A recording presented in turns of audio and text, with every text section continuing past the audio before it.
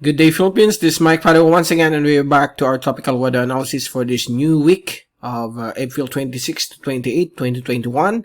This is for today, Monday until Wednesday, and this is brought to you by Typhoon 2000. Let's begin with our update. Here's the latest graph set beginning today, Monday until tomorrow, Tuesday. We don't have any tropical cyclones right now.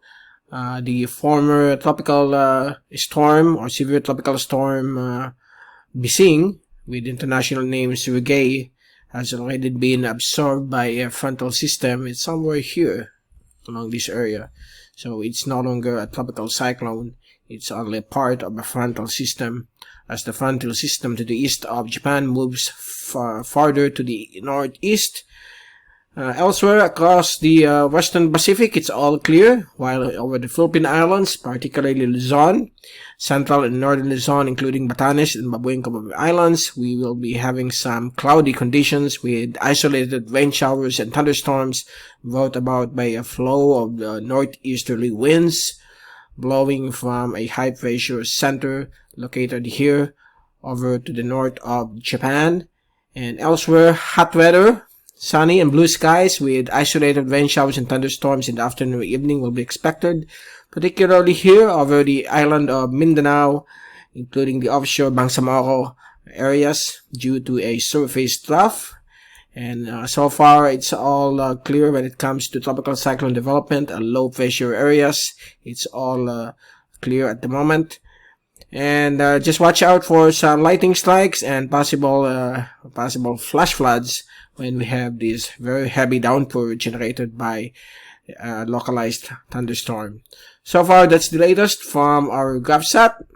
And as we look at our windy.com zoom-in satellite animation, you can clearly see here the cloudiness generated by those localized showers and thunderstorms due to the northeasterly surface wind flow and some isolated thunderstorms as well over Mindanao due to the surface trough.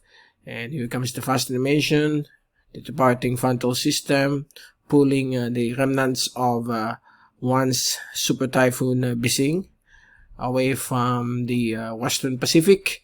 Here's the forecast for the next 3 days until Wednesday. So let's begin on Tuesday afternoon. We could still see some isolated showers across Luzon, Bicol region, all throughout the Visayan and Palawan area, as well as Mindoro, Marinduque. While Mindanao, we will be having some afternoon or evening rain showers and thunderstorms brought about by the surface trough that I mentioned. And on Wednesday afternoon, the same weather conditions with more severe thunderstorms will be expected in the afternoon or evening across the island of Mindanao, while good weather will prevail all across the country except for some cloudy conditions across northern and central Luzon, and some isolated showers will be expected until Wednesday afternoon or evening. So these are only happening during the afternoon or evening, so no worries. So far, that's the latest from our forecast from the European model for this windy.com. And before we leave you, here's the latest La Nina update for this mid-April. So far, right now, the La Nina is no longer here. It ended last month. And we are back to the neutral conditions of the climate, normal climate conditions across the Philippine Islands for this April, May, and June.